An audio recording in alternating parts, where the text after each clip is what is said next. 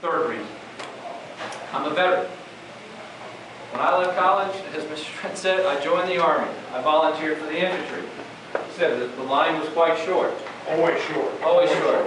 I didn't have anything better to do, so I volunteered for airborne school.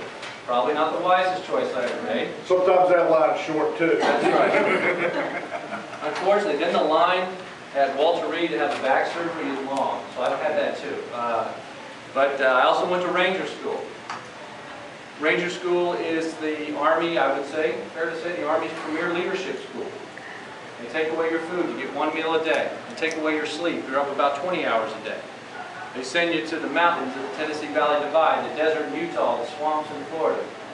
I really hated the swamp. Really hated it. Not a big fan of snakes. And then they do all of that. It's a 2-month course.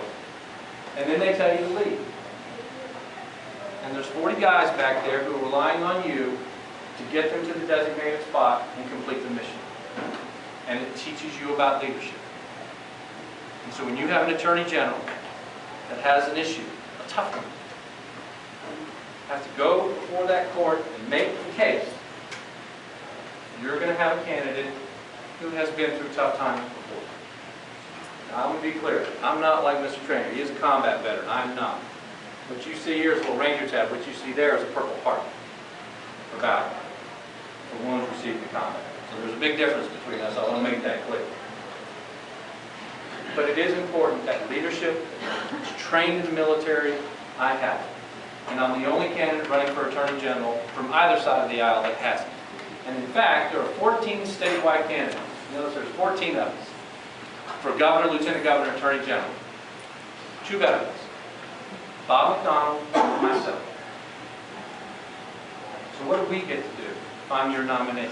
We get to go to every American Legion hall in the state. I walk in as a member.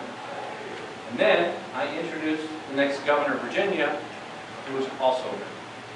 And it will not be lost on those veterans in the room and the veterans and their families throughout Virginia which party gets it. Which party is going to look after veterans when they come home and need a job, and need help, need support. They're going to have leaders in Richmond who have served. And I think that's important.